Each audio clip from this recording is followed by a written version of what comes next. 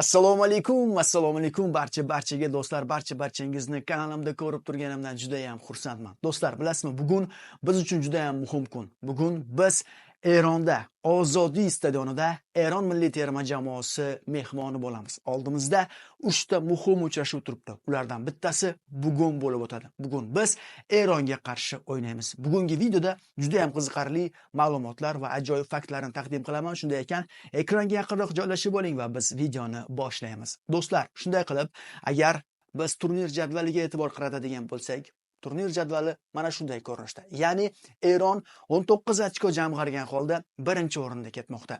Biz esa 16 ochko jamg'argan holda ikkinchi o'rinda ketmoqdamiz. 3-o'rinda Birlashgan Arab Amirliklari, 4-o'rinda Qatar, 5-da Qirg'iziston va 6-da Shimoliy Koreya jamoalari.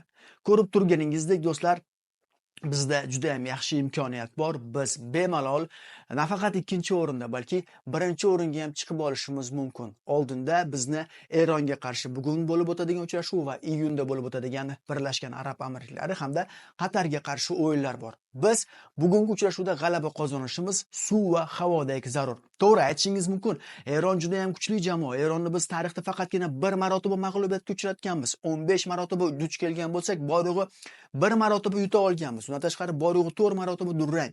Eronda esa 10 ta g'alaba bor, do'stlar. Lekin bitta narsani o'ylab ko'ring. Biz oxirgi yillarda juda ham kuchaydik. O'zbekistonda kuchli futbolchilar paydo bo'ldi. O'zbekistondan kuchli futbolchilar yetishib chiqdi. Abbosbek Fayzullayev, Abduqodir Husanov, Eldor Shomurodov hozirda juda ham yuqori formada. O'zingiz o'tgan o'yinda Abbosbek Fayzullayevni nimalar qilib tashlaganini ko'rdingiz. Eronda esa aksincha. Eronda hozir pasayish qayd etilmoqda va Eronning asosiy futbolchilari qo'pol qilib aytganda qarayapti va ularda avlodlar almashuvi. Bugun biz Eron yutmasak, qachon yutamiz? Ayni payti nasib qilsa ko'ramizki, bugun Eronni biz mag'lubiyatga uchratib, ochkolarimiz sonini 19 ochkoga yetkazib olamiz va turnir jadvalida yaxshi mustahkamlab olamiz.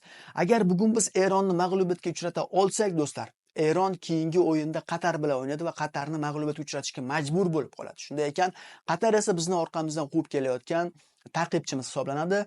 Shunday ekan do'stlar, biz bugun Eronni mag'lubiyatga uchratishimiz kerak. O'yin haqida to'liq ma'lumot berib o'taman. O'yin O'zbekiston vaqti bilan 21:00 da bo'lib o'tadi. Agar siz O'zbekistonda bo'lsangiz, O'zbekistondagi Sport TV hamda Zo'r TV telekanallar mana shu uchrashuvni olib beradi.